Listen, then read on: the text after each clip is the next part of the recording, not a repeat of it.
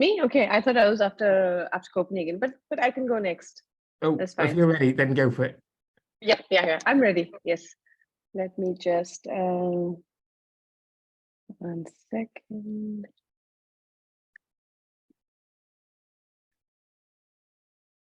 Yes. And yes. Okay, 1 second. Okay, great. So I have from Science Melting Pot, we have 3 modules that we're going to build in the first phase. So I'm going to present one by each of the modules one by one. So after each module, I'll just wait for a while for the Q&A, and then after that, I'm going to present the next one. All right. So the first one is the module is about giving a career perspective on what the role of science communication in quantum technology. And sort of very briefly, I'm going to go through for all the modules, the what, why, and how, what learning goals, and so on. So the first one for this module is basically learning about science communication careers in quantum technology. It's going to be an online interactive seminar, approximately for 2 hours. We already started working on it. We expect it to be ready by fall, by August this year. And then, yes. And also just to bring in the perspective of, why is this relevant? When we look at the quantum computers framework, our module has an overlap with pillar 8, which is the practical and soft skills, where outreach skills have been highlighted. So we want to bridge that gap, like these outreach skills that are needed, they actually have, where is it used, in which career paths, what is the career profile? And secondly, we also want to give a sense of that science communication in quantum technology is an upcoming career field. A lot of students who are interested now or who might be interested is typically considered only to be like a hobby or a side project. So, but we want to give very concrete examples of, okay, these are some career profiles in science communication in quantum technology that students can follow.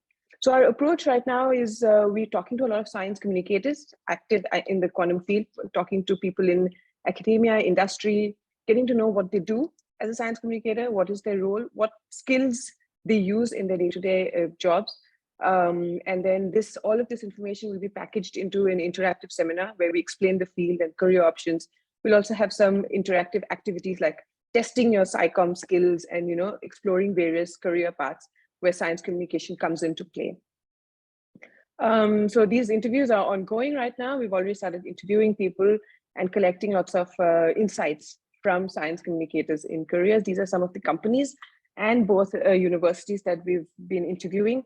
So we're also getting a sense of, okay, if there are openings as outreach managers or sometimes outreach and education managers. So we'll also highlight these career openings, these job openings that are currently at these both in university and in industry. And then these are the learning goals for students, basically to dive into what kind of careers are possible if you have an interest in science communication. So what kind of careers are possible as a science communicator in quantum technology? Why should students consider a career in science communication? And then how, if they're interested, how can they get started? Use cases, we imagine it can be used for training events. It's already been planned for DGQ that will be part of the DQ network as a mandatory part of in the DQ network.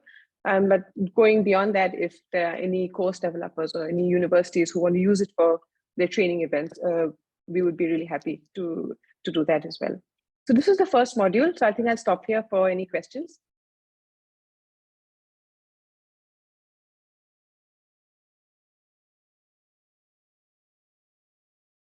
Tariq, good to hear from you. Yeah, it's been a while.